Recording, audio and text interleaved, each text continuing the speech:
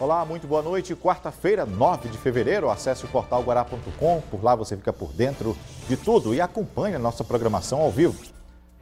Assalto no bairro do Araçagi. Bandidos fizeram reféns, levaram dinheiro e confrontaram com a polícia. A Polícia Federal realiza operação para combater trabalho escravo. Mais uma vez, maranhenses sendo levados para outros estados com promessas. Na economia, vamos falar sobre novidades para facilitar mais empreendedor. Fé Comércio realiza pesquisa e aponta maior intenção de compras na cidade. Na política, fusão, DEM e PSL formam um super partido no Brasil. Tudo isso e muito mais agora, no Jornal da Guará.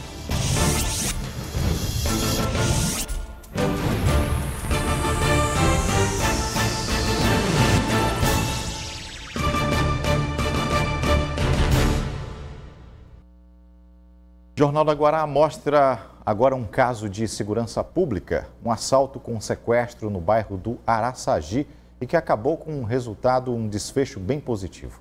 Bandidos teriam realizado um assalto a uma residência, lá teriam levado uma certa quantia em dinheiro e armas dessa mesma residência.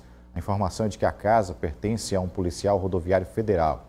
Houve confronto com a equipe dos policiais que atenderam ao chamado. E você vai conferir as informações na reportagem da Aniele Pimentel. 4 armas de fogo foram apreendidas durante a operação. 2 pertenciam a um agente da Polícia Rodoviária Federal que teve a casa invadida na manhã de hoje. 2 homens armados abordaram o policial na porta de casa, renderam sua família e ainda fizeram a vítima transferir R$11 mil via Pix para uma terceira pessoa. Os criminosos queriam R$40 mil. Desesperado, o agente começou a pedir dinheiro emprestado e um dos amigos acabou desconfiando da situação e acionou a polícia. Os 2 saíram em fuga e reagiram com tiros à voz de prisão. Vejam só, é possível ver a marca de um dos tiros efetuados contra a viatura que estava no local. Por pouco, o condutor não foi atingido. A polícia então reagiu e a dupla acabou sendo baleada. As armas são do policial e a operação, a gente parabeniza a Polícia Militar, os amigos aqui que participaram da operação, um êxito total na rapidez, na presteza, em tudo. O delegado Walter Vanderlei, então foi perfeito. Então deu tudo certo, ninguém ferido da parte da vítima, da parte da polícia, a arma recuperada e os bandidos foram alvejados. Me desloquei, chegando lá, foi constatado que os 2 elementos estavam dentro da residência. Nós então tentamos entrar na residência, mas dentro do veículo. Mas mesmo assim, a gente ainda atirou no pneu, mas enfim, o pneu foi atingido. Saímos em perseguição e no Bom Jesus, no Miritiba, nos deparamos com 2 meliantes. Nós entramos em perseguição com os 2 assaltantes, mas nós não conseguimos ter êxito nesse momento. Retornamos para o veículo, pedimos o apoio e deixamos o nosso apoio do Sistema de Segurança Pública concluir a missão. Eles levaram uma TV, levaram vários pertences, levaram um colete do policial rodoviário federal e nós temíamos que eles tivessem levado gente também dentro do carro, né? Eles passaram por a gente pertinho do portão, nós preferimos atirar no pneu, não atiramos no carro porque o parente deles que estava lá de fora dizia o tempo todo que eles estavam dentro do carro e a gente também suspeitava disso. Além das armas, o carro da vítima e outros pertences também foram recuperados. A rápida ação da Polícia Militar evitou que a família do PRF ficasse como refém. Um procedimento padrão, né? A Polícia Militar ela agiu de uma forma correta e razoável, uma vez que no momento da fuga, da saída dos elementos da residência, não sabíamos se tinha reféns. E, ou mais à frente, no momento em que eles reagiram também com a ação do BOP, o BOP agiu também corretamente e nessa troca de tiros os elementos tombaram. Os assaltantes baleados estão hospitalizados. O estado de saúde deles não foi informado. A Polícia Civil vai continuar investigando o caso até descobrir onde os R$11 mil foram parar e quantas pessoas estão envolvidas no crime. É porque eu quero saber onde é que está o dinheiro que recebeu. Quem recebeu o dinheiro é melhor se manifestar e me deixar aqui. Porque senão vai ser indiciado por receptação, então associação criminosa. Olha, só complementando a informação, um dos assaltantes que foi baleado na troca de tiros com a polícia faleceu ainda há pouco. E ainda falando em crimes, hoje a Polícia Federal do Maranhão, em cooperação com a Superintendência Regional de Polícia Federal do Rio Grande do Sul, deu cumprimento a 2 mandados de busca e apreensão e outro de busca pessoal contra investigados pelos crimes de tráfico de pessoas e redução à condição análoga à de escravo. Essas buscas foram feitas durante a operação Falsas Promessas, realizada em São Luís e na cidade de Sapucaia do Sul.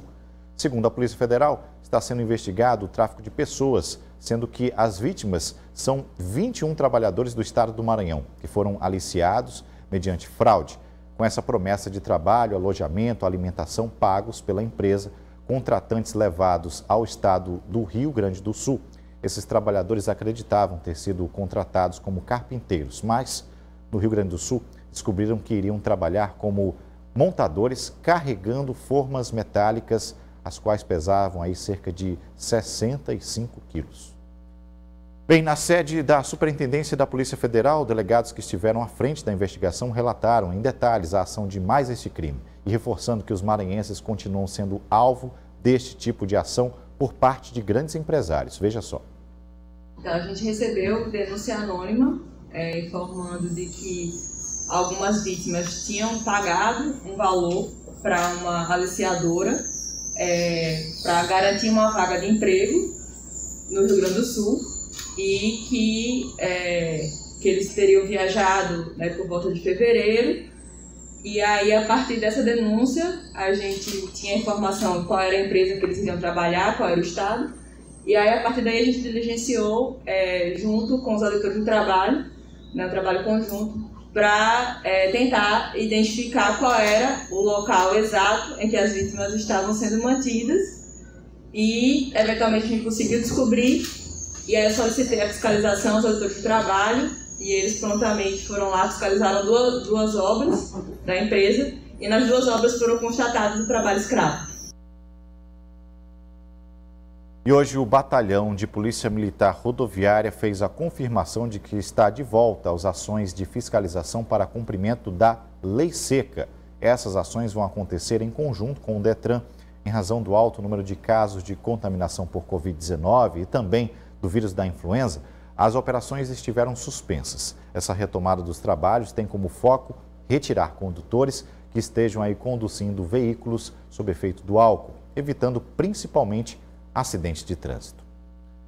Hora de seguir com o intervalo. Eu volto já para falar sobre economia aqui no Jornal da Guará e a participação do Wagner Matos.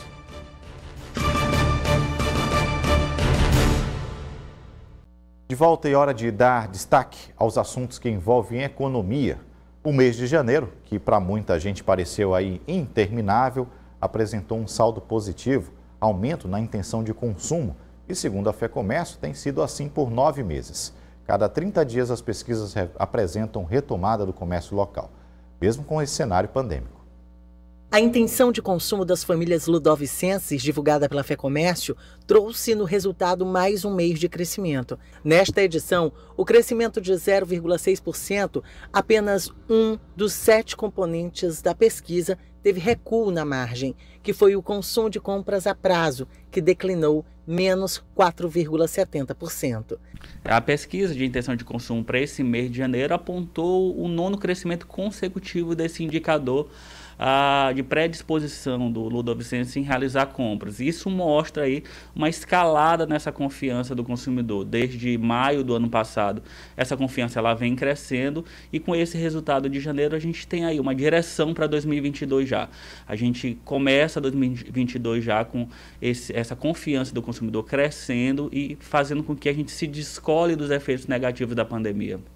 Mesmo com um crescimento tímido, a pesquisa representa uma boa perspectiva, isso porque esse já é o 9º crescimento consecutivo. Essa pesquisa nossa, ela é mensal, ela avalia mês a mês essa predisposição do consumidor a realizar as compras. No mês de janeiro, esse crescimento, na comparação com dezembro, o último mês, ele foi bastante tímido, um pouquinho superior a 0,5%.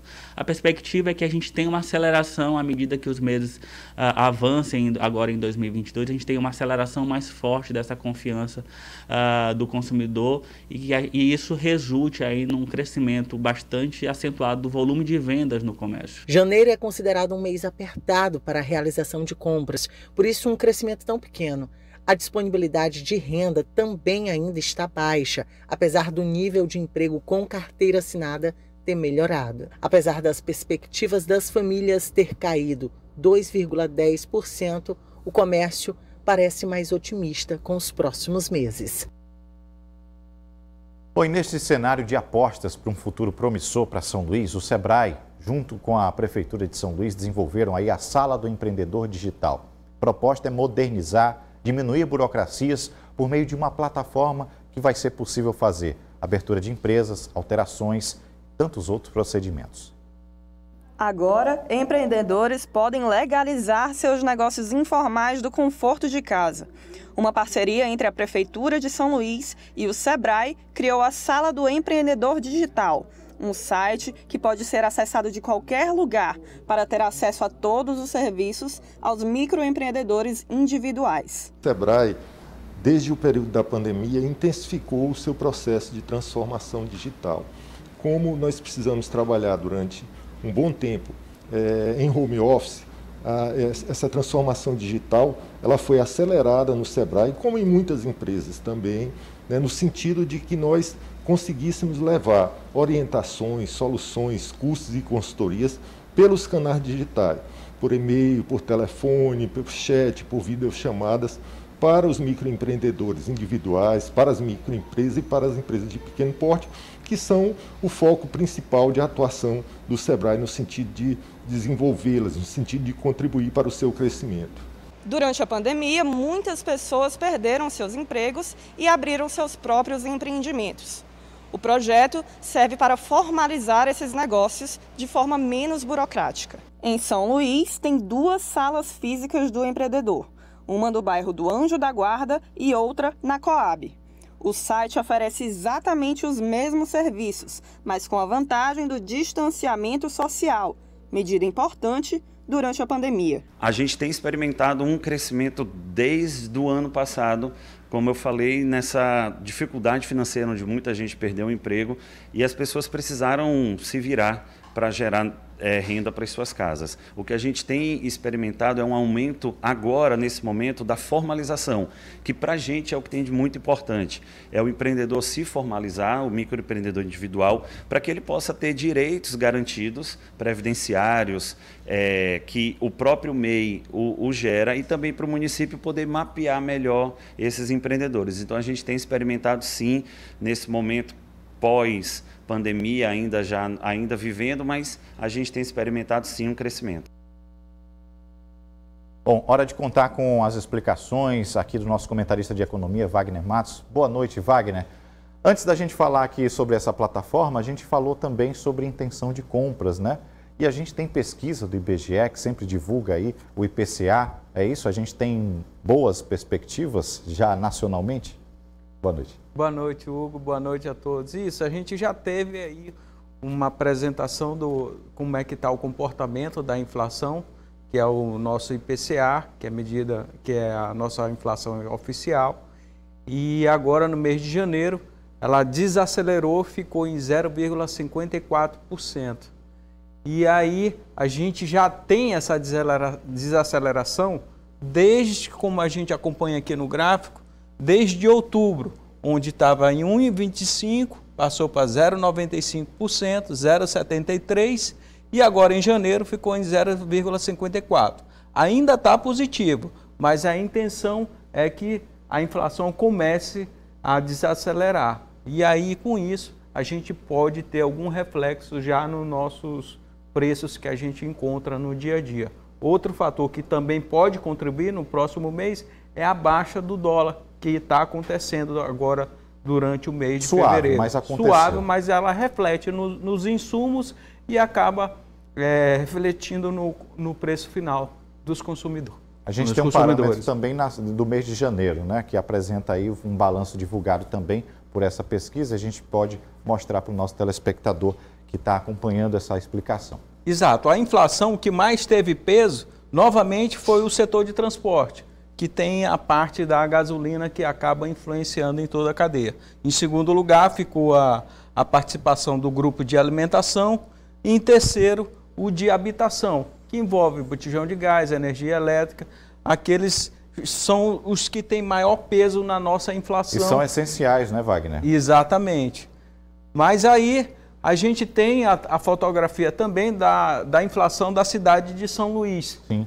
Certo? Esse cenário é interessante para a nossa capital, para a gente entender aí como é que a coisa funciona. O gráfico é até interessante, estava conversando com o Wagner, que ele tem uma avaliação negativa e positiva, né? Um gráfico bem estruturado.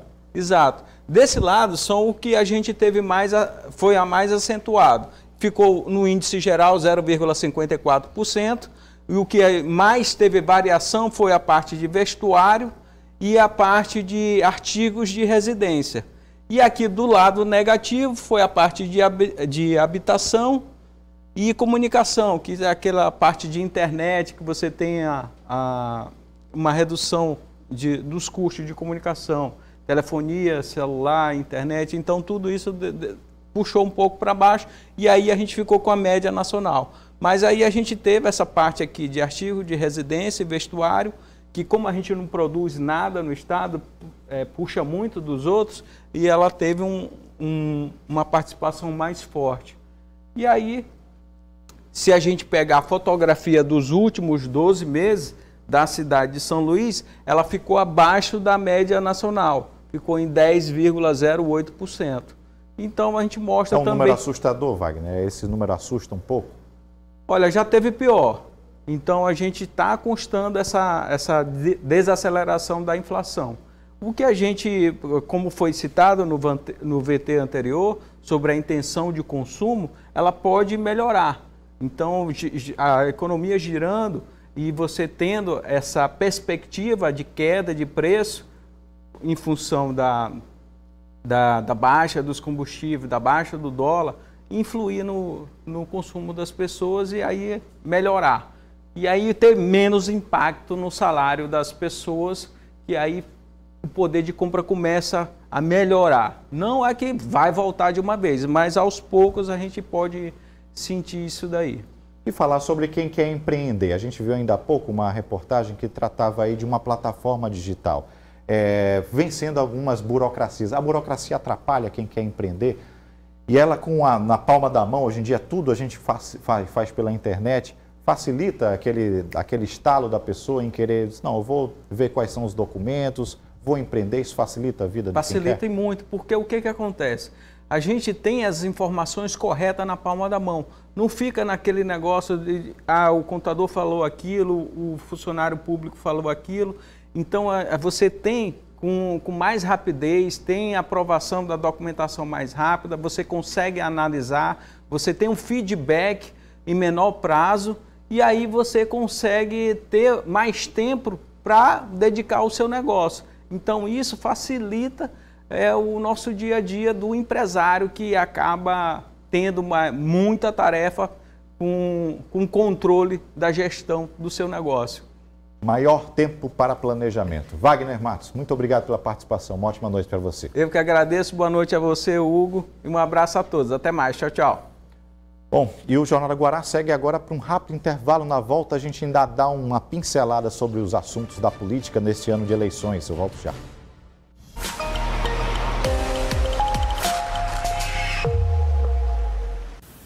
A previsão para amanhã é que a partir do horário de 1h43, a pré-mar estará com 4,4 metros. Às 7h48, a baixa-mar medirá 2,1 metros. Às 13h56, a pré-mar estará com 4,5 metros. E às 20h46, a baixa-mar medirá 1,9 metros. Voltando aqui com o JG e falando sobre política, foi aprovado pelo TSE, o Tribunal Superior Eleitoral, a formação de um novo partido, União Brasil, resultante da fusão entre o DEM e o PSL. Com essa fusão, a União Brasil torna-se aí de imediato a maior bancada na Câmara dos Deputados, com 81 cadeiras, e o PT a segunda, com 53 parlamentares. Dessa maneira, aí, o novo partido passa a ter direito, em tese, a maior fatia desse bolo do fundo partidário, algo em torno de 160 milhões de reais. Pode ocorrer uma migração de parlamentares. Para isso, os deputados devem aproveitar a chamada janela partidária neste ano. A janela fica aberta entre 3 de março a 1º de abril. Em seu estatuto, a União Brasil se declara social-liberalista, defende o papel do Estado como regulador da economia, focado em garantir à população serviços essenciais: saúde, educação, segurança, liberdade, habitação e saneamento. Bem, e a gente segue ainda falando de política. Hoje, o governador Flávio Dino esteve na cidade de Bacabal, onde entregou obras, participou do dia D da vacinação na cidade contra o coronavírus. A cidade de Bacabal recebeu hoje a unidade do Shopping da Criança, Praça da Família e recuperação de estradas, com o programa Mais Asfalto, além de viaturas para a polícia. Para a entrega destas obras, a cidade contou com a presença da equipe da gestão estadual, que segue com seu cronograma de entrega de obras e benfeitorias aos municípios. Nós estamos hoje aqui em Bacabal cumprindo mais uma meta de grande importância, que é a inauguração do Shopping da Criança. Um espaço que congrega serviços de saúde e espaço de lazer. São 2 direitos previstos no Estatuto da Criança e do Adolescente, como direitos fundamentais das nossas crianças. Mesmo com a entrega de tantas obras, o destaque ficou para o Shopping da Criança, que além de ofertar lazer, a unidade tem atendimento na área da saúde, com médicos e especialistas. Vale destacar que na cidade ainda aconteceu o dia D da vacinação infantil contra o coronavírus e anúncio da construção do Parque de Bacabal, com investimento de R$ 5.600.000. E encontra-se ainda em andamento mais 2 obras na área da saúde, a construção do Hemonúcleo e a reforma e ampliação da UPA. As 2 unidades fazem parte do projeto de expansão da rede estadual de saúde e vão ser entregues ainda este ano. Em nome do povo de Bacabal, agradecer ao governador Flávio Dino tudo aquilo que a gente conversou e pediu para a cidade de Bacabal. Nós estamos hoje nessa grande concretização. Olha, aí a ação do dia D da vacinação infantil também aconteceu aqui na região metropolitana, em São José de Ribamar. A equipe da Secretaria de Saúde montou um espaço especial para atender o público infantil e melhorar a meta de vacinação no estado. O dia D da vacinação contra o coronavírus começou movimentado na Grande São Luís. O público da vez são as crianças de 5 a 11 anos. O ambiente, com música ao vivo e animação, serve para incentivar os pequenos. No Maranhão, a procura pelas doses pediátricas tem aumentado em diversos municípios. Mas, segundo o secretário, ainda existe recusa por parte de alguns pais. O motivo é a desinformação em relação às vacinas. A busca pela informação de qualidade. Se você for acessar as informações com relação à vacinação infantil, você verifica que no mundo inteiro já foram aplicados milhões de doses e nossas crianças estão sendo protegidas. E a informação mais precisa que nós precisamos passar para os pais dessas crianças é que as internações que estão acontecendo no restante dos estados do país, principalmente com relação à criança, são aquelas que não estão vacinadas. Por isso, a importância da gente sensibilizar os pais dessas crianças de que as vacinas protegem. Se por um lado tem resistência, por outro, as próprias crianças comemoram a oportunidade de se imunizar. É o caso de Jefferson, que tomou a primeira dose sem demonstrar medo. Doeu? Não. Tomaria outra já? Para Lucinete, poder vacinar o filho é um alívio. Eu acho que é muito importante que todos os pais devem pegar seus filhos e trazer, porque é para o futuro deles, né? E mal é que não vai fazer, né? No Brasil, menos de 20% das crianças foram imunizadas. Mas aqui no estado, o secretário garante que as expectativas são boas. Até o fim do dia D da vacinação, 10 mil crianças devem tomar a dose contra a virose. Ele faz um apelo aos pais que ainda não tiveram seus filhos vacinados. Papai e mamãe, procurem a carteirinha de vacinação dos seus filhos, as vacinas salvam vidas. Busquem as informações de qualidade, não acreditem em fake news, as vacinas estão protegendo e uma informação precisa. 80% das internações que têm acontecido no nosso país são de pessoas que não completaram o esquema vacinal ou de quem não iniciou a vacina. Vacine-se. Já está comprovado, a vacina ajuda sim a preservar a vida das nossas crianças. E elas mesmas sabem disso. Eu queria falar para as crianças se vacinarem, porque isso é uma proteção para todas as pessoas. Gente, essas foram as nossas informações de hoje. Excelente noite e até amanhã. Tchau.